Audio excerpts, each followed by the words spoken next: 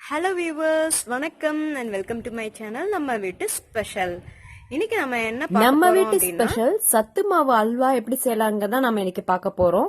சத்து மாவு பாத்தீங்கன்னா குழந்தைங்கல இருந்து பெரியவங்க வரைக்கும் எல்லாரும் விரும்பி சாப்பிடக்கூடிய ஒரு ஆரோக்கியமான உணவு. அதை வச்சு எப்படி ஒரு ஹெல்த்தி அண்ட் டேஸ்டியான அல்வா செய்யலாம் தான் பார்க்க போறோம். ஃபர்ஸ்ட் அடுப்பு ஆன் பண்ணிக்கோங்க. ஒரு பாத்திரம் வச்சு அதுல 2 கப் அளவுக்கு தண்ணி ஊத்தி தண்ணியை நல்லா கொதிக்க வச்சுக்கோங்க.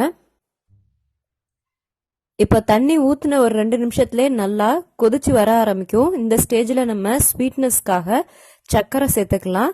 நான் இன்னைக்கு 1 கப் அளவுக்கு நாட்டு சர்க்கரை சேர்க்கிறேன். நீங்க நாட்டு சர்க்கரைக்கு பதிலாக வெல்லம் கூட சேர்த்துக்கலாம், அது உங்க ஆப்ஷனல் தான்.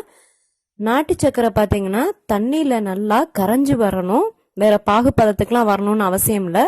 அந்த தண்ணியில சர்க்கரை கட்டி இல்லாம நல்லா கரைஞ்சு வந்தாதே போதும். உங்களுக்கு ஸ்வீட்னஸ்க்கு எவ்வளவு வேணுமோ அந்த அளவுக்கு நாட்டு சர்க்கரையோட அளவை கூட குறைச்சு நீங்க சேர்த்துக்கலாம். இப்போ நம்ம சேர்த்த நாட்டு சர்க்கரை எல்லாம் நல்லா தண்ணியில கரைஞ்சு வந்துருச்சு. இப்ப அடுப்பு ஆஃப் பண்ணிடலாம். இப்ப வேற ஒரு பாத்திரம் வச்சுக்கோங்க. அதுல 2 ஸ்பூன் அளவுக்கு நெய் சேர்த்து நெய் நல்லா சூடு பண்ணிக்கோங்க. அது கூட கொஞ்சமா முந்திரி பருப்பு சேர்த்து நல்லா கோல்டன் ப்ரௌன் கலர் வர வரைக்கும் நல்லா வறுத்து முந்திரி பருப்பை தனியா வேற ஒரு கிண்ணத்துல எடுத்து வச்சுக்கோங்க.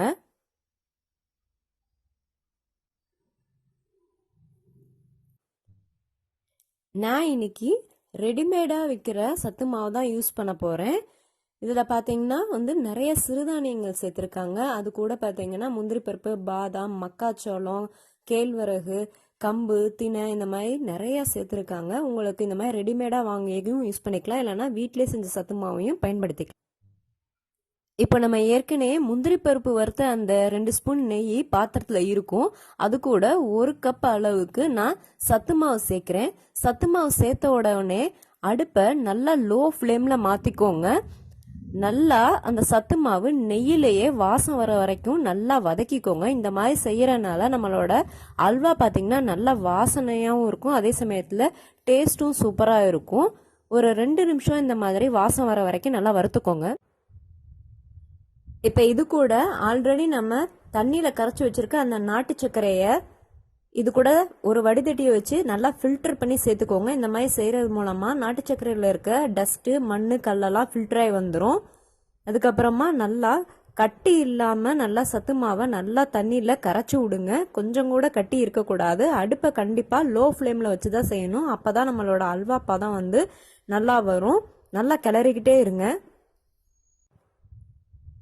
ஒரு 2ல இருந்து 3 நிமிஷத்துக்குள்ள நல்லா சத்து மாவுலாம் வெந்து வர ஆரம்பிக்கும். இந்த ஸ்டேஜ்ல ஒரு ஸ்பூனா நெய் சேர்த்து அப்பப்ப கலரி விட்டுக்கிட்டே இருந்தீங்க அப்படின்னா நல்லா பாத்திரத்துல ஒட்டாம நம்மளோட அல்வா நல்லா சுருள சுருள வரும். இப்போ ஓரளவுக்கு அல்வா பதம் வந்ததுக்கு அப்புறம் நம்ம ஆல்ரெடி நெய்யில வறுத்து வச்சிருக்க அந்த முந்திரி பருப்பை சேர்த்துக்கோங்க. இந்த ஸ்டேஜ்ல ஏலக்காய் தூளோ இல்ல 2-3 ஏலக்காவை தட்டியோ சேர்த்துக்கலாம். நான் வாங்கின சத்து மாவுல ஏலக்காவே சேர்த்திருக்கனால நான் அது சேர்க்கல. இந்த மாதிரி பாத்திரத்துல ஒட்டாம நல்லா அல்வா சுருள சுருள வந்துருச்சுன்னா நம்மளோட சத்து மாவு அல்வா ரெடி ஆயிடுச்சுங்க. இதுதான் பதம். இப்ப அடுப்பு ஆஃப் பண்ணிடலாம். அவ்வளவுதாங்க, நம்ம வீட்டு ஸ்பெஷல் சத்து மாவு அல்வா ரெடி ஆயிடுச்சு. ரொம்ப ஹெல்த்தி அண்ட் டேஸ்டியான அல்வா நம்ம ஈஸியா செஞ்சிடலாம். உங்களுக்கு இந்த வீடியோ பிடிச்சிருந்தா லைக் பண்ணுங்க, ஷேர் பண்ணுங்க. நீங்க நம்ம சேனலை இப்பதான் ஃபர்ஸ்ட் டைம் பாக்குறீங்கன்னா மறக்காம நம்ம சேனலை சப்ஸ்கிரைப் பண்ணுங்க. நன்றி, வணக்கம்.